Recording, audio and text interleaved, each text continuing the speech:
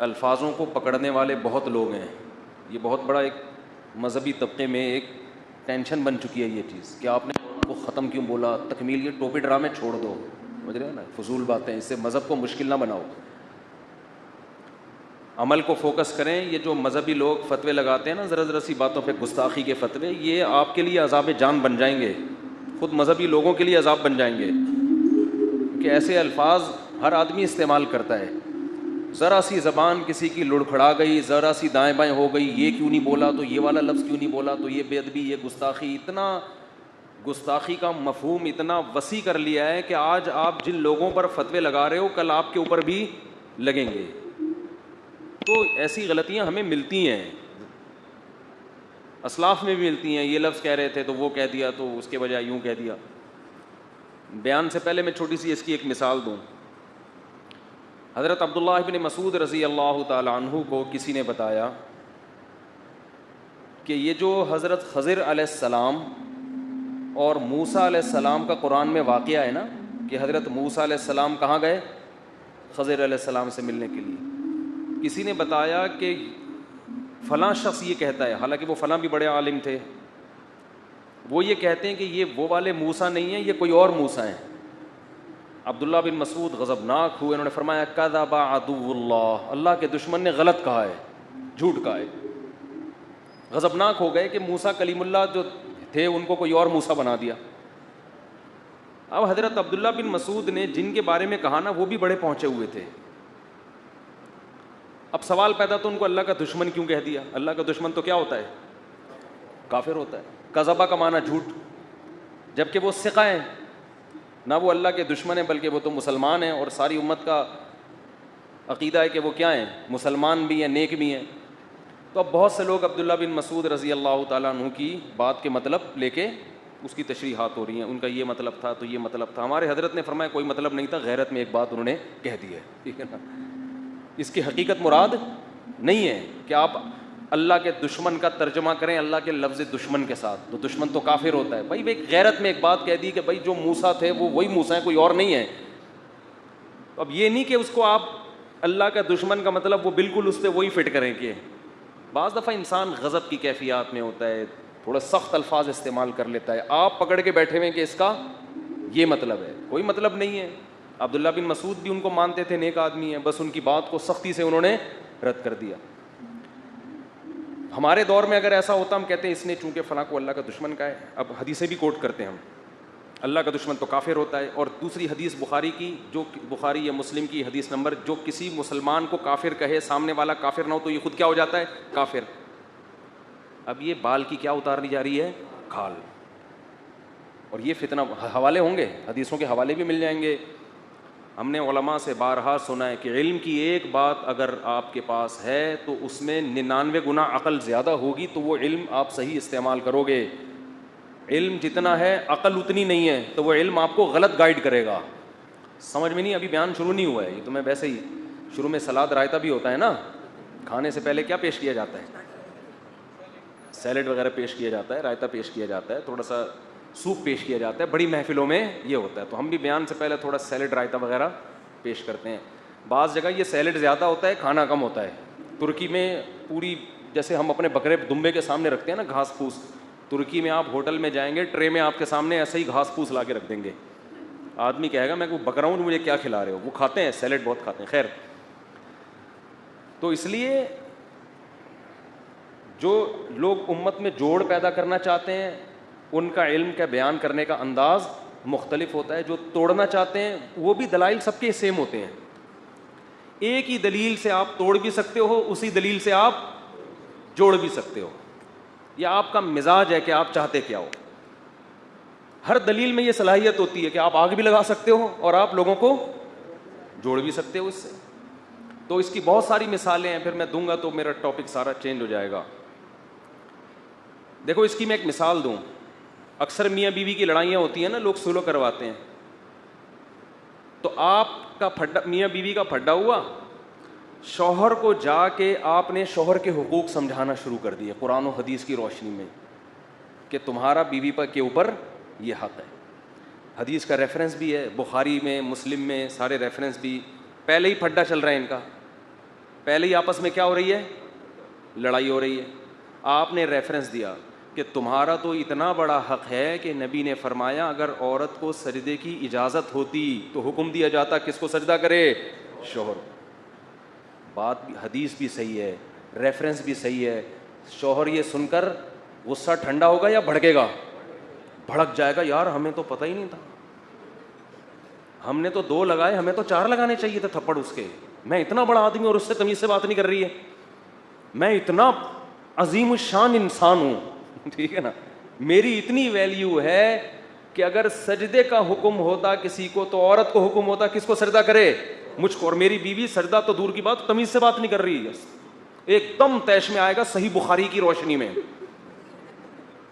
حقیقت بتا رہا ہوں.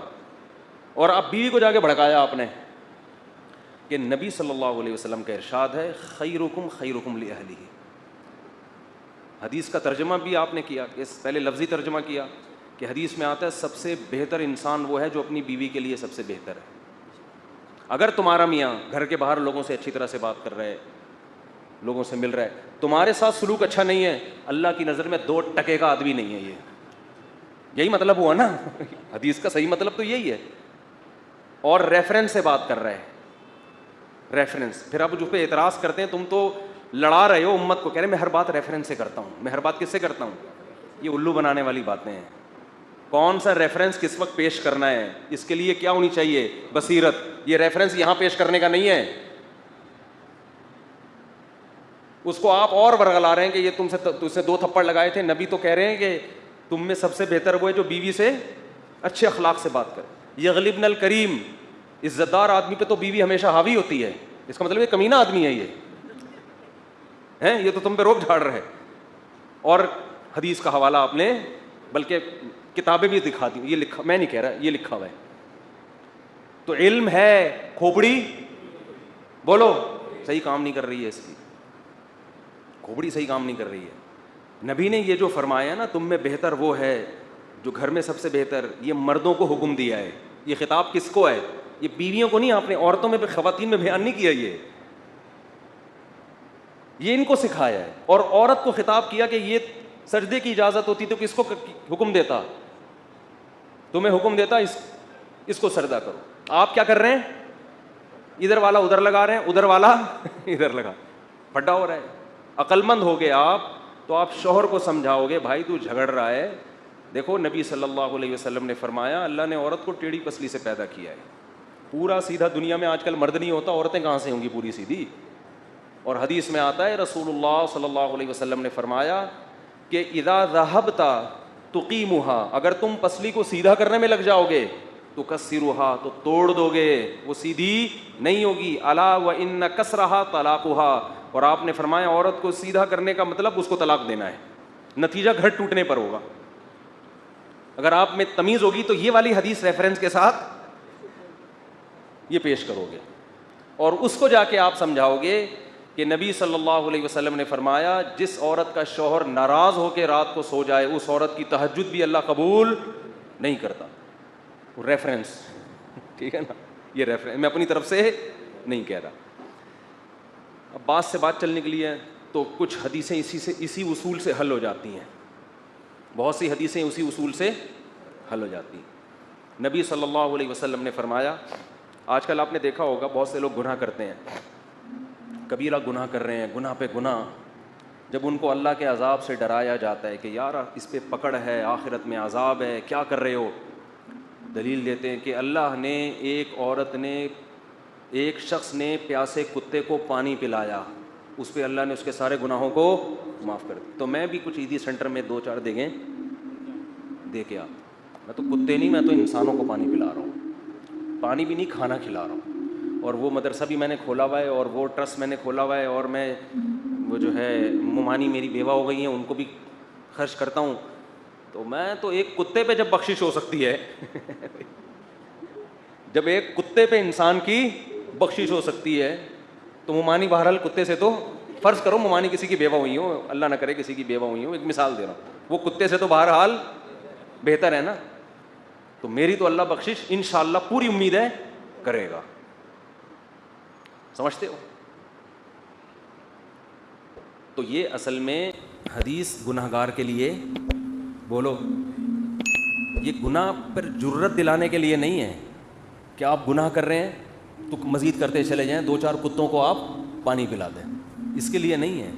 یہ حدیث ان لوگوں کے لیے ہے جو گناہ کر رہے ہیں لیکن اب وہ دین کی طرف آنا چاہتے ہیں، گناہوں میں لت پت ہو گئے ہیں، اب وہ مایوس ہو رہے ہیں، یار ہماری زندگی میں اتنے بڑے بڑے گناہ، اب ہم نے نیکی کر کے کون سا تیر مار لیں گے، ہم نیکی کر کے ہم کون سا، بول لو نا، تیر مار، اتنے بڑے بڑے گناہ ہیں، ہم نے تو لوگوں کے منہ سے نوالے چھینے، تو اب کیا کتے کو پانی پلا کے کیا ہو جائے گا. تو اس کو کہا جا رہا ہے کسی نیکی کو حقیر، آؤ تھوڑا ہمت کرو. بعض دفعہ کتوں کو پانی پلانے پہ بھی کیا ہو جاتی ہے، بعض دفعہ ہوتا ہے، یہ ہمیشہ نہیں ہوتا، بعض دفعہ اس پہ بھی ہو جاتا ہے.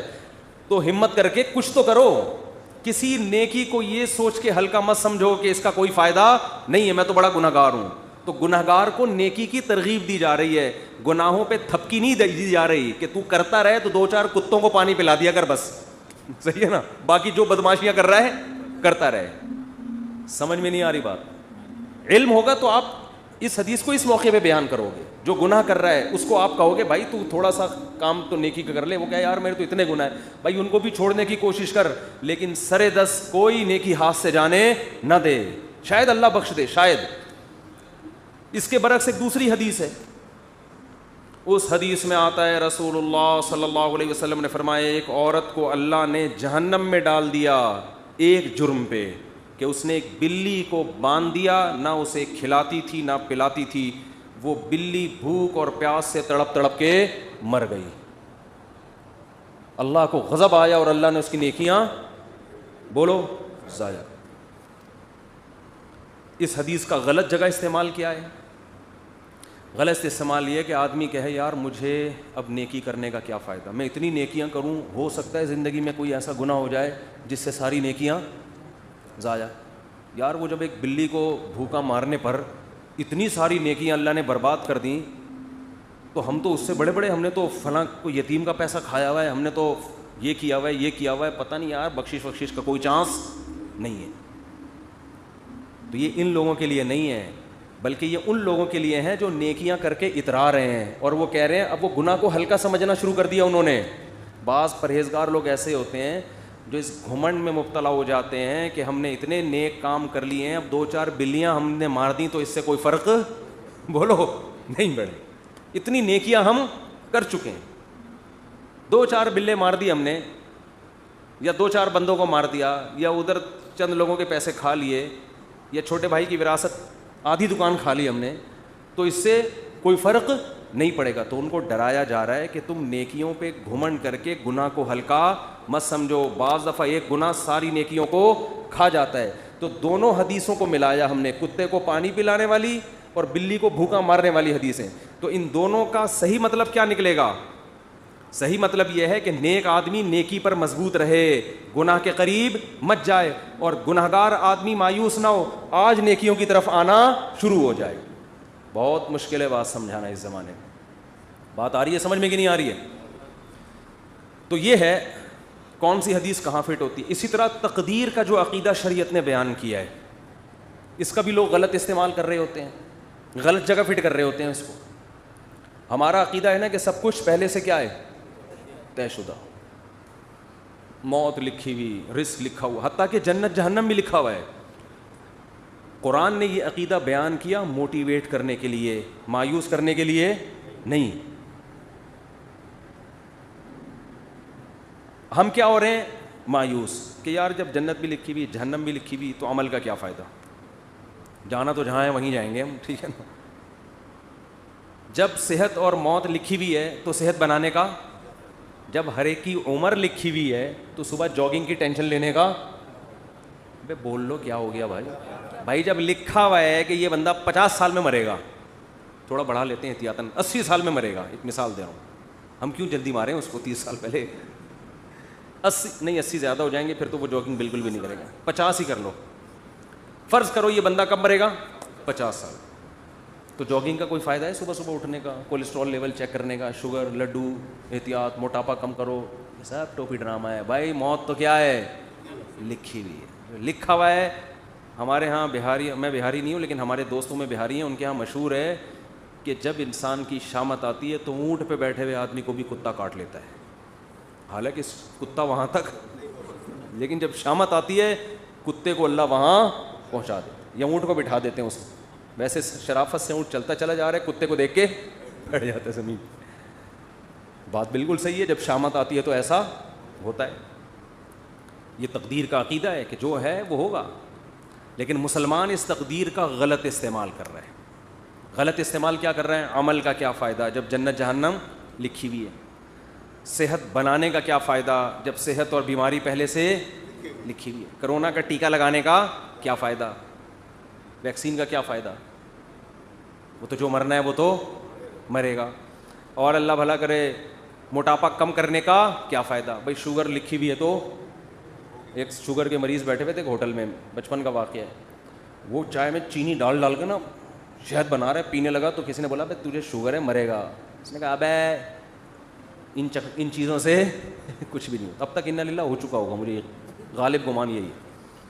ابے انسان ایک پھر کہنے لگے انسان کھاتا ہوا مرتا ہوا بھی اچھا لگتا ہے. میں نے کہا ابھی مر نہیں رہا نا اس لیے کہہ رہا ہے، جب مرنے لگے گا کہے گا یار نہ کھاتا ہوا مرتا ہوا اچھا لگ رہا ہے نہ بھوکا مرتا ہوا. مرتا ہوا کوئی بھی کسی کو اچھا نہیں لگتا، اپنے آپ کو بھی نہیں لگتا. آدمی کہتا ہے میں کیوں مر رہا ہوں. تو اسباب مسلمان اختیار نہیں کرتا یہ سوچ کے کہ کیا ہے تقدیر میں گارڈ نہیں رکھتے نا علماء. بہت سے علماء کو ہم نے دیکھا ہے، اور آج کل اس کو سادگی سمجھی جاتی ہے، سمجھا جاتا ہے. ہم حضرت جی کے پاس گئے، کوئی گارڈ نہیں تھے، ڈائریکٹ گلے ملے ان سے جا کے. اتنے سادہ اللہ، اتنے نیک. بھائی اللہ بچائے، میں کسی بزرگ کو بے وقوف نہیں کہہ رہا، لیکن عمل سے تو یہی لگ رہا ہے اگر آپ مشہور ہیں اور خطرہ ہے اور آپ کے گارڈ نہیں ہے تو کیا ہے، بولو حماقت ہے نا یہ. کیا کراچی میں تو ایک جو جس کے نہیں بھی خطرہ ہوتا وہ بھی مر جاتا ہے. کسی بھی وقت کراچی میں کوئی کسی کی جیب میں کسی بھی ٹائم پہ بم رکھ سکتا ہے کہ نہیں رکھ سکتا. یہ آپ کو پتا اتنے ہیروئن چی کہاں گئے؟ کراچی میں ہیروئن چی ایک دم غائب. مجھے نہیں پتا کہاں گئے، لیکن اڑتی اڑتی سنی اب اللہ ہی جانے. کہتے ہیں کہ جب شروع میں ٹارگٹ کلنگ ہو رہی تھی، بم دھماکے، تو بہت سے ہیروئن چیوں کو، واللہ عالم صحیح خبر ہے جھوٹی مجھے یقین پتہ نہیں ہے لیکن سنی ہے، لیکن ایک دم سے جو ہیروئن چی شارٹ ہو گئے، توبہ تو نہیں کر سکتے اتنی جلدی کہ سارے دھل دھلا کے نیک ہو گئے ہوں، لیکن شارٹ ہو ایک دم سے ہو گئے. تو بعض خبریں اس طرح کی بھی ہیں کہ بم رکھ کے ان کو جہاں پھٹوانا تھا کہ کسی نے پیسے کھلایا گیا تو یہ پڑیا لے وہاں چلا جا، وہ وہاں گیا ڈرین بندہ ہی اڑا دیا. واللہ ہو سکتا ہے جھوٹی خبر ہو. تو ان حالات میں مسجدوں میں سیکیورٹی کا انتظام بولو نہیں. اس کو اچھا سمجھا جاتا ہے آپ کے گارڈ نہیں ہے، سادگی ہے، اور ماشاءاللہ بہت نیک ہیں، کوئی بھی کسی بھی وقت گلے حضرت جی سے مل سکتا. بہت سے حضرت جی ایسے دنیا میں آئے ہیں جن سے جب کوئی گلے ملائے اس کے بعد دوبارہ وہ کسی سے گلے ملنے کے قابل نہیں رہے. اخبار میں آئے وہ اگلے دن. بہت سے کیسز ہیں، جو ملا وہ بھی گیا. افغانستان میں تو بہت سے امریکیوں سے بہت سے طالبان گلے مل کے انہوں نے کباڑا کیا ہے. بہت سے رپورٹیں آتی ہیں اس طرح کی نا، وہاں سے خبریں آتی ہیں کہ وہ گلے ملے اور وہ جنت میں بھی اب کیا کر رہے ہیں، جنت میں یا برزخ میں بغلگیری ہو رہے ہیں. وہ چھوڑ ہی نہیں رہا اس کو، کہہ رہے اب تو کہاں لے کر آ گیا مجھے. تو جب ایسے حالات ہوں تو ایسے موقع پہ سیکیورٹی کا انتظام نہ کرنا اور یہ کہنا موت تو لکھی ہوئی ہے، جب آنی ہوگی آ جائے گی، یہ تقدیر کے عقیدے کا صحیح استعمال ہے یا غلط استعمال؟ اس کا مطلب علم ہے، کھوپڑی علم ہے، تقدیر کا علم. آیتیں بھی یاد ہوں گی اس کو جو لکھا ہوا ہے حدیث میں آتا ہے. رسول اللہ صلی اللہ علیہ وسلم نے عبداللہ بن عباس سے فرمایا وَعَلَمْ أَنَّمَا أَصَابَكَ لَمْ يَكُنْ لِيُخْطِئَكَ، اے نوجوان، اے غلام، لڑکے، یقین کر لے جو مصیبت تیرے مقدر میں لکھی ہے ایسا ہو ہی نہیں سکتا کہ وہ تجھے نہ پہنچے، اور جو چیز تجھے نہیں ملنے والی، جو نعمت، یہ ہو ہی نہیں سکتا کہ وہ نعمت تجھے مل جائے. رفعت الاقلام وجفت الصحف، تقدیر کے قلم سے اللہ نے جو لکھنا تھا لکھ کے قلم کو ہٹا دیا اور اس کی سیاہی بھی خشک ہو چکی ہے، اب اس میں چینجنگ نہیں ہو سکتی. سب کچھ طے ہو چکا ہے، لیکن اس کے باوجود نبی کی زندگی دیکھو، احتیاط. قرآن کہہ رہا ہے نماز کی حالت میں اسلحہ اٹھا کے نماز پڑھو میدان جنگ میں. اسلحہ رکھنے کی تمہیں زمین پہ اجازت نہیں ہے. سب ایک ساتھ نماز نہیں پڑھیں گے, آدھے پڑھیں گے, آدھے فرنٹ لائن پہ کھڑے ہوں گے. وَدَّ الَّذِينَ كَفَرُوا, کیونکہ جو دشمن ہے وہ چاہتا ہے لَوْ تَغْفُلُونَ عَنْ أَسْلِحَتِكُمْ, کہ تم چند لمحوں کے لیے بھی اپنے اسلحے سے غافل ہو. اور غافل ہو کے کیا کر رہے ہیں؟ نماز.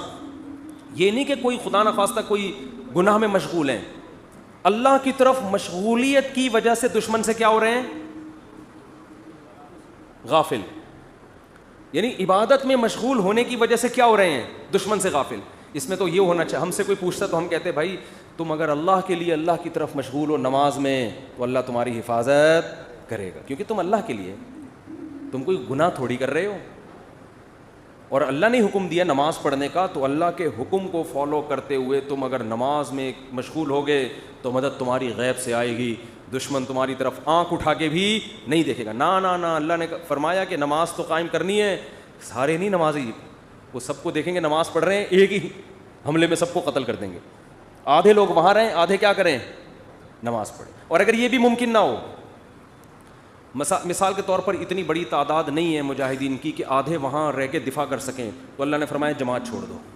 فرجالاً او رکبانا, انفرادی بھی نہیں پڑھ سکتے تو پیدل موقع ملتا ہے چلتے ہوئے پڑھ لو, اور گھوڑے پر موقع ملتا ہے تو گھوڑے پہ نیت باندھ لو. گھوڑے سے اترنے کی بھی اجازت بولو نہیں آ رہی بات میرا خیال. تو یہ صحابہ بڑے آرام سے کہہ سکتے تھے بھائی جو لکھی ہوئی ہے وہ تو آ جائے, ہم تو نماز میں مشغول ہیں.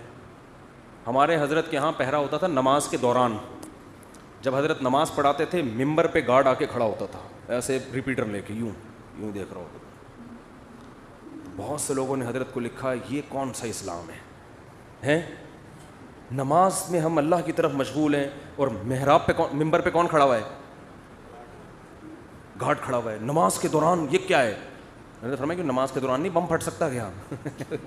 نماز کے دوران کوئی نماز توڑ کے نمازیوں پہ فائرنگ نہیں کر سکتا. یہ کون سی کتاب؟ یہ تو کسی کتاب میں نہیں لکھا کہ جی اللہ نے کہا ہے کہ جب تم نماز پڑھو گے تو نہ بم پھٹے گا, نہ کوئی دہشت گرد اندر داخل ہو سکتا ہے, اور تم سب سجدے میں ہوگے تو فرشتے تمہاری حفاظت میں لگے. نہ قرآن میں بھی نہیں لکھا, نہ حدیث کسی کتاب میں نہیں لکھا. یہ بہت سے مسجدوں میں بم دھماکے نماز کے دوران ہوئے ہیں. اچھا کچھ ویڈیوز میں نے دیکھی یوٹیوب پہ, اس میں بتایا کہ امام کا تقویٰ دیکھیں. زلزلہ آیا, امام صاحب کھڑے ہوئے ہیں نا, کانپ ہی رہے ہیں کھڑے ہوئے. زلزلہ آ رہا ہے, امام صاحب کیا کر رہے ہیں؟ ایک ایک کر کے مقتدی کھسک رہا ہے, لیکن امام صاحب زندہ باد. یہ حماقت ہے پرلے درجے کی.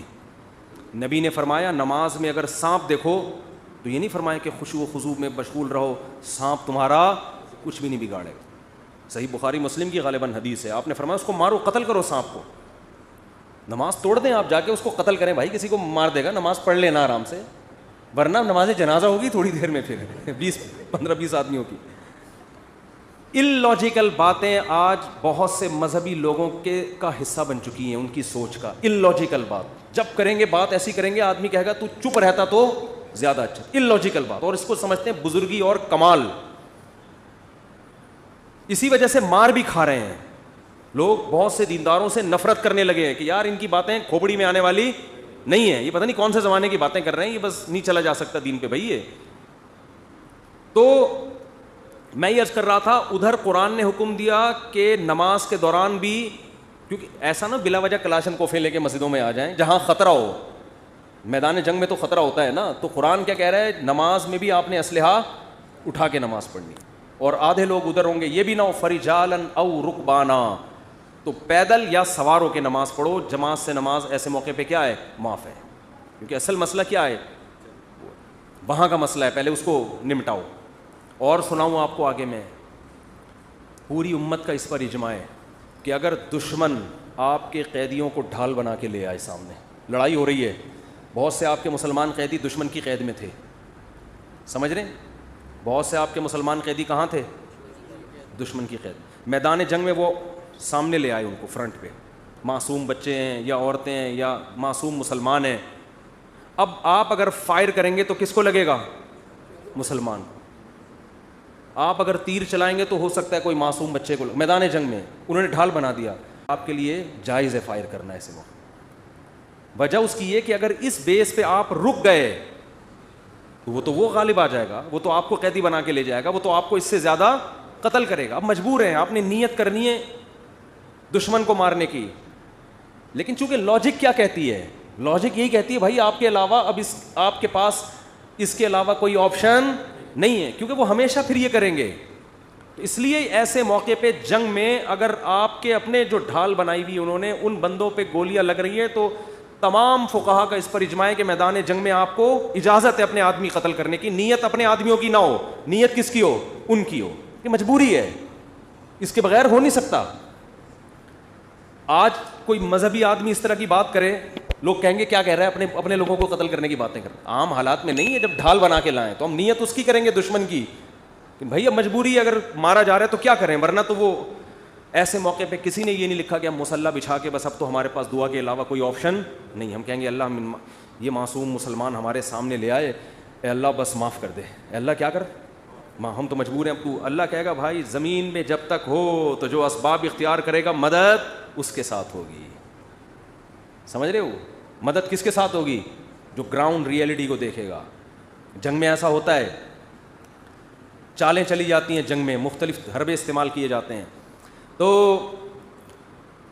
میں یہ عرض کر رہا تھا یہ جو تقدیر کا عقیدہ ہے اس کا صحیح مطلب کیا ہے, اس کو سمجھیں.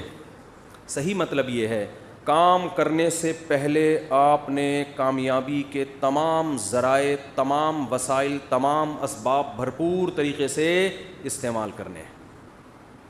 سمجھ میں نہیں آ رہی بات؟ مثال کے طور پر آپ چاہتے ہو میں 90 سال تک زندہ رہوں, ہر آدمی چاہتا ہے. نہیں چاہتے تو بتا دیں, ہاتھ کھڑا کریں. جو حضرات سبھی چاہتے ہیں, ہر آدمی چاہتا ہے میں 90 سال تک. بہت سے لوگ اس لیے بھی چاہتے ہیں تاکہ پہلی والی مرے, اللہ معاف فرمائے, غلط سوچ ہے. ان کو پتا ہوتا ہے ہماری زندگی میں اس کے مرنے کا کوئی چانس, بہت غلط سوچ ہے, یہ میں بتا دوں, لیکن ہے بعض لوگوں کی. تو ہر آدمی چاہتا ہے, عورتیں بھی مرد بھی.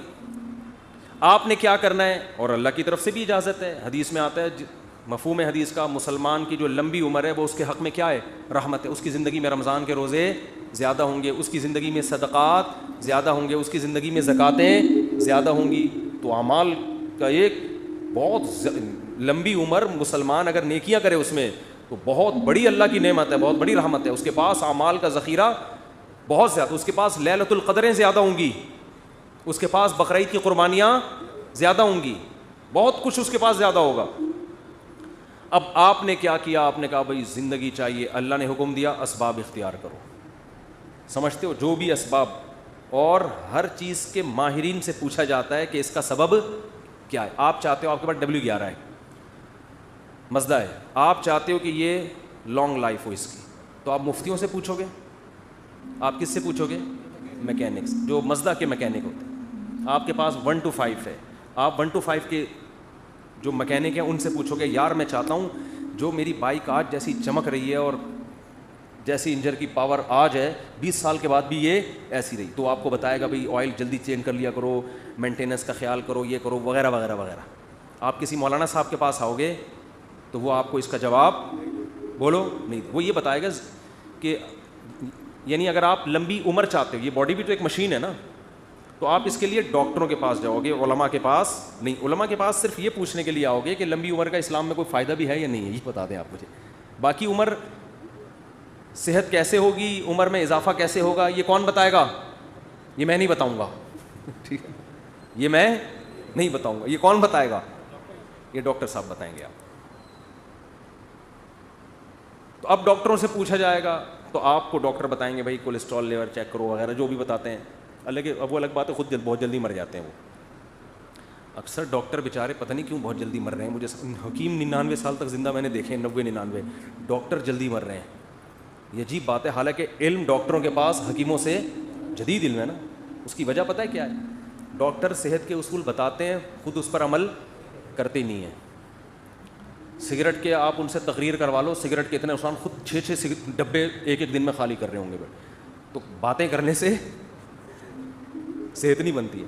حکیموں کو ہم نے دیکھا ہے جو بیسک صحت کے اصول ہیں نا ان کو فالو کر رہے ہوتے ہیں. رات کو جلدی سونا, صبح جلدی اٹھنا, صبح لمبی واک کرنا, تھوڑا کھانا, یہ بیسک اصولوں پر 90-95 سال کے ہم نے بہت دیکھے ہیں. تو وہ بیسک اصولوں کو نا لے کے چل رہے ہوتے ہیں. خیر, تو آپ کو پتہ چل گیا بھائی صحت کا یہ اصول ہے، تو آپ نے جاگنگ شروع کر دی، جم جانا شروع کر دیا، یہ بھی ہو گیا وہ بھی ہو گیا، اونٹ پہ ایک دن بیٹھے پاگل کتے نے کاٹ لیا آپ کو اور آپ کیا ہو گئے؟ مر گئے، ہسپتال میں پڑے ہیں. یہاں تقدیر کام آئے گی. اب آپ نے غم نہیں کرنا یار میں نے تو اتنا کچھ کیا، میں نے یہ، میں یوں. تو ایسے موقع پہ یہ اس موقع کی حدیث ہے، وَعْلَمْ أَنَّمَا أَصَابَكَ لَمْ يَكُنْ لِيُخْطِئَكَ. نبی حضرت عبداللہ بن عباس سے فرما رہے ہیں کہ یقین کر لے جو مصیبت تجھے پہنچی ایسا ہو ہی نہیں سکتا تھا کہ وہ نہ پہنچے، بس اللہ نے مقدر یہی کیا ہوا تھا. تم نے اپنے اسباب اختیار کر لیے، تمہیں ثواب مل گیا، لیکن اللہ نہیں چاہتا تھا. بات آ رہی ہے سمجھ میں؟ تو ہو جاتا ہے ایسے موقع پہ ہے، پہلے نہیں ہے، کام کے بعد ہے، بشرطے کہ آپ نے کام پورا کیا ہو. آپ نے کام پورا کیا ہو. اگر آپ نے کام پورا نہیں کیا پھر تسلی کا آپ کو حکم نہیں ہے. آپ شوگر کے مریض ہیں، 6 لڈو کھا کے آپ کی شوگر ہائی ہو گئی، آپ پڑھے میں کہہ رہے ہیں مقدر میں یہی لکھا ہوا تھا، گناہ ملے گا ایسے الفاظ کہنے سے. اللہ کہے گا یہ لکھا ہوا تھا مگر تیری حماقت کے ساتھ لکھا ہوا تھا. اللہ کو پتا تھا یہ اس کو شوگر ہے پھر بھی یہ حماقت کرے گا، تو اللہ کو پہلے سے پتا ہوتا ہے نا کون بے وقوف ہے کون عقل مند ہے کون حماقت. اللہ نے اس لکھ دیا تھا کہ یہ کم بخت گناہ کرے گا، ورنہ تجھے کس نے بتایا تھا کہ یہ لکھا ہوا ہے؟ سمجھ میں نہیں آ رہی بات؟ تو تقدیر کا عقیدہ آپ نے تمام اسباب اختیار کر لیے، رزلٹ زیرو ہے، تو ایسے موقع پہ غیر مسلم ڈپریشن میں جاتا ہے کہ یار میں کامیابی کے سارے اسباب اختیار کر رہا ہوں مگر نتیجہ کیا ہو رہا ہے؟ زیرو. یہ جو موٹیویشنل اسپیکر آپ کو کامیاب لوگوں کی 7 گٹس بتا رہے ہوتے ہیں نا، 7 علامتیں، یہ ان کی بتا رہے ہوتے ہیں جو ہو چکے ہیں کامیاب، ورنہ بعض میں 14 علامتیں پائی جاتی ہیں 7 کے بجائے، وہ پھر بھی کامیاب بولو پھر بھی نہیں ہوتے. یہ تو آپ کو وہ بتا رہے ہوتے ہیں 7، وہ ہے نا مشہور کتاب ہے 7 ہیبٹس، کچھ اس طرح کا نام ہے اس کا، 7 عادتیں کامیاب لوگوں کی. اس میں وہ بڑی خاندانی عادتیں، تو اس میں پھر وہ فلانا جو تھا وہ یوں ہوا گیا تھا، وہ اتنا ہو گیا، وہ ویسے ہو گیا. بھائی یہ کتاب اس میں بھی لکھو فلانے میں 7 کے بجائے کتنی علامتیں تھیں، یہ 7 بھی تھیں اور الگ سے گریوی میں 7 اور بھی تھیں اس کی، ٹھیک ہے. 7 تو یہ کامیاب لوگوں کی، اور 7 بہت زیادہ کامیاب لوگوں کی اضافی اس میں قدرت کی طرف سے انسٹال ہوئی ہوئی تھی. 14 علامتیں ٹوٹل پائی جاتی تھیں جو دریافت ہو سکتا ہے اس کے علاوہ بھی پائی جائے، لیکن وہ اونٹ پہ ایک دن بیٹھا اور پاگل کتے نے اس کو کاٹ لیا. تو وہ ساری علامتیں کہاں گئیں؟ ہوتا ہے ایسے. وہ میں اکثر امام شافعی کا ایک شعر پڑھتا ہوں. امام شافعی بہت بڑے شاعر تھے، ان کا ایک شعر ہے، وہ شعر کہتے ہیں کہ اذا سمعت بان مشدودا حوا عودا فاثمر في يديه فصدقي واذا سمعت بان محروما اتى ماء ليشربه فغاض فصدقي یا فحققی. امام شافعی فرماتے ہیں کہ اگر تمہیں پتہ چلے نا کسی کی اچھی قسمت ہے، خوش قسمت آدمی، اس نے ایک دن لکڑی ہاتھ میں پکڑی اور لکڑی نے وہیں پھل دینا شروع کر دیے، ابھی اس نے اس کو زمین میں دبایا بھی نہیں، درخت بھی نہیں، پانی کھاد یہ اس پروسیس سے گزرے بغیر ہی قدرت نے اس کا ایسا ساتھ دیا کہ لکڑی نے یا بیج نے ہاتھ میں ہی پھل دینا شروع کر دیے. فصدقی، تصدیق کر دیا کرو، خوش قسمتوں کے ساتھ ایسے واقعات ہو جاتے ہیں. مٹی میں ہاتھ ڈالیں سونا بن جاتی ہے، وہ ہوتا ہے نا، جس کاروبار میں ہاتھ ڈال رہے ہیں وہ ایک دم چلنا شروع. ایسے بہت سے لوگ ہم نے دیکھے ہیں، وہ گولے گنڈے کی ریڑھی لگائیں کروڑوں پتی ہو جاتے ہیں، اور جناب وہ جس کام میں ہاتھ ڈالتے ہیں برکت. اور ایسے لوگ بھی ہیں، کوئی کروڑ پتی تاجر نے ان کو بلا کے صرف چائے پلا دی اپنی دکان پہ مشورہ لے لیا چھوٹا سا، اور کاروبار ٹھپ ہونا شروع. کروڑوں کے کاروبار جب ان کے حوالے کرو تو ایک دم بیٹھ جاتا ہے وہ. بعض دفعہ ان کی اپنی حماقت ہوتی ہے، بعض دفعہ اللہ کی طرف سے بھی ہوتا ہے. تو فرماتے ہیں وَإِذَا سَمِعْتَ بِأَنَّ مَجْدُودًا حَوَا عُودًا فَأَثْمَرَ فِي يَدَيْهِ فَصَدِّقِي. خوش قسمت آدمی کے بارے میں اگر تم نے سنا کہ لکڑی ہاتھ میں پکڑی اور اس نے پھل دینا شروع کر دیا، مان لیا کرو ایسے واقعات ہو جاتے ہیں خوش قسمتوں کے ساتھ. وَإِذَا سَمِعْتَ بِأَنَّ مَحْرُومًا أَتَى. اور جب بدقسمت آدمی ہے اس کے بارے میں کبھی یہ خبر سننے کو ملی کہ اس کو صرف پانی چاہیے تھا، کوئی کروڑوں اربوں روپے بھی اس کی خواہش بیچارے کی نہیں، وہ کہہ رہے ہیں پانی مل جائے مجھے پیاس لگ رہی ہے، اور اسباب ایسے پیدا ہوئے کہ بھرا ہوا کنواں، اب تو ملے گا ہی پانی. اب وہ خوش ہو گیا کہ اب تو میری قسمت جاگ گئی بھائی، صرف 1-2 گلاس نہیں, کنواں کیا ہے بھرا ہوا اور میرے قریب ہی ہے, اب تو پانی تو ملے گا, میں تو کروڑوں بھی نہیں مانگ رہا اللہ سے. وہ پانی پینے کے لیے آیا, کنویں نے اس کو دیکھ کے, پانی نے جب اس کو دیکھا اس کو دیکھ کے نیچے ہو گیا کہ تجھے نہیں, سب کو ملے گا تجھے نہیں ملے گا. یعنی پانی نے جب اس کو دیکھا نا یہ آیا ہے, پانی نے کہا میں نیچے جا رہا ہوں میں. اس کو دیکھ کے, یہ شاعری میں تو تھوڑا مبالغہ ہوتا ہے بات سمجھانے کے لیے, اس کو بھی لوگ پڑھ کے بیٹھ جائیں گے یار امام شافعی اتنے بڑے محدث, یہ کیسی باتیں ہیں. بھائی یہ سمجھانے کے لیے ہے نا, یہ سمجھانے کے لیے. تو کہتے ہیں وہ دیکھ کے نیچے چلا جائے تو کیا کرنا ہے, حقیقی اس کو بھی صحیح قرار دے دیا کرو. یار ہوتا ہے بعض دفعہ, اونٹ پہ بیٹھے آدمی کو کتے کاٹنے کا مطلب یہی ہے. تو لیکن یہ کب سوچنا ہے, کام ہونے کے بعد. جیسے غزوہ احد میں مشورے ہوئے, سب کچھ ہوا, شکست ہو گئی, تو اللہ نے کیا فرمایا, غم کرنے کی اجازت نہیں. تلک الایام نداولھا بین الناس, یہ ایام ہم الٹ پلٹ کرتے ہیں, کبھی ان کو فتح, کبھی تمہیں فتح, کبھی ان کو شکست, کبھی تمہیں شکست. بس یہ تو اللہ کے, اگر ہمارے ہی اس کاموں سے سب کچھ ہونے لگے تو ہم میں اور اللہ میں کوئی فرق رہے گا پھر؟ ابے کیا ہو گیا بھائی, کیوں سمجھ میں نہیں آ رہا, تو یوں ہی تھوڑا سا کیا کرو نا. اگر ہمارے ہی کرنے سے سب کچھ ہو رہا ہو تو پھر ہم میں اور اللہ میں کوئی فرق ہے؟ پھر تو ہم تو اللہ بن گئے نا, جو کر رہے ہیں وہ ہو رہا ہے. ایسا نہیں ہے, بعض دفعہ ہم کچھ کریں گے ہو جائے گا, بعض دفعہ پورا زور لگا دیں گے کچھ بھی نہیں ہوگا. مائیکل جیکسن نے صحت اور زندگی پر جتنا زور لگایا تھا نا زندہ رہنے کی, اس نے ایسی کوشش کی ہے کہ میں اور آپ خواب میں بھی اس کوشش کا تصور نہیں کر سکتے. دیکھو ہمیں نہیں پتا ہمارے گردے صحیح کام کر رہے ہیں کہ نہیں کر رہے, ہمیں نہیں پتا ہم نے تو لنگس ونگس کا کوئی ٹیسٹ کرایا نہیں, چل رہے ہیں توکل پہ, یار سانس آ رہا ہے, صحیح ہوں گے انشاءاللہ اللہ نے چاہا. ہم تو اس امید پہ جی رہے ہیں, اور اللہ نہ کرے گردے خراب ہو گئے, ہمارے پاس تو اسپیئر میں کوئی گردہ این موقع پہ ہوگا, پہلے فلاں کا گردہ پکڑ, فلاں کا گردہ پکڑ, وہ بھی ریلیشن, لوگوں کو پتہ نہیں ملتا بھی ہے کہ نہیں ملتا, یہ ٹینشن ہوگی کہ نہیں, ملے لگ گیا ٹھیک ہے, نہیں لگا انا للہ و انا الیہ. مائیکل جیکسن نے کہا یہ رسک میں نہیں لے سکتا. مائیکل جیکسن نے کوئی بندہ پکڑا, ڈاکٹر صاحب اس کا گردہ لگ سکتا ہے, ڈاکٹروں نے کہا ہاں لگ سکتا ہے. اس نے کہا تیرا گردہ میں نے اتنے کروڑوں میں خرید لیا, ابھی اپنے اندر ہی لگا رہنے دے, اگر بالفرض فیوچر میں مجھے کڈنی کی ضرورت پڑی تو تیرا جو رائٹ والا کڈنی ہے وہ تیرا نہیں ہے, وہ کس کا ہے, میرا, اور اس کے ایڈوانس پیسے پکڑا. یہ ہر مہینے پیسے دینا یہ حرام ہے, یہ اسلام میں یہ جائز نہیں ہے, لیکن ان کے یہاں کیا حلال حرام, جب ڈانس کرنا حلال ہے ان کے یہاں تو باقی کیا رہ گیا. تو یہ سارے جو پارٹس جو لگ سکتے ہیں اس کے پہلے سے سودے ہوئے گئے. ہم کورونا کے باوجود غلط کر رہے ہیں, گلے مل رہے ہیں ایک دوسرے سے, اچھا کام نہیں ہے. اگر اس وقت مائیکل جیکسن زندہ ہوتا نا, کورونا کی ٹینشن سے ویسے ہی اس نے مر جانا تھا, یہ بتا رہا ہوں, کیونکہ وہ ہاتھوں میں گلوز پہنتا تھا کہ کسی کے ہاتھ سے ہاتھ مس ہوگا, اور جراثیم کی الیک سلیک میں برداشت نہیں, میں اپنے جراثیم کو, کسی دوسرے کے جراثیم کو عید ملنے کی اجازت نہیں دے سکتا اپنے جراثیم کے ساتھ. اگر وہ غالب آ گئے اور میرے والے کمزور پڑ گئے تو میرا کیا بنے گا. آرمی بھیجی انہوں نے کہ بھائی اس کو اٹھاؤ, اس کا اتنا بڑا شو ہونے والا ہے, کروڑوں روپے کے ٹکٹ بک گئے ہیں, پولیس آئی, فوج آئی, نیٹو نے حملے کیے ہوں گے, اٹھ جا بھائی. اس نے کہا بھائی میں ایسا سویا ہوں مجھے دنیا میں کوئی بھی نہیں اٹھا سکتا, کیونکہ یقین نہیں آ رہا تھا کہ یہ کیسے سو گیا یار, پتہ ہی نہیں چلا کب روح نکلی ہے, دار خالق حقیقی سے جا ملی. تو یہاں مائیکل جیکسن کے لواحقین اول تو ہوتے ہی نہیں, ان لوگ کے لواحقین بھی نہیں ہوتے زیادہ, ان لوگوں کے لواحقین بھی زیادہ, نہ شادی ہوتی ہے نہ بچے ہوتے ہیں, لواحقین تو ہم لوگ کے ہوتے ہیں بھائی. میں نے بتایا تھا نا گدھے کا کوئی باپ, اس کو گدھا نہیں کہہ رہا مائیکل جیکسن کو, ایک مثال دے رہا ہوں. گدھے کا نہ ماموں ہوتا ہے, نہ خالہ ہوتی ہے, نہ پھپھی, نہ چاچا, نہ بھتیجا, نہ بھانجا.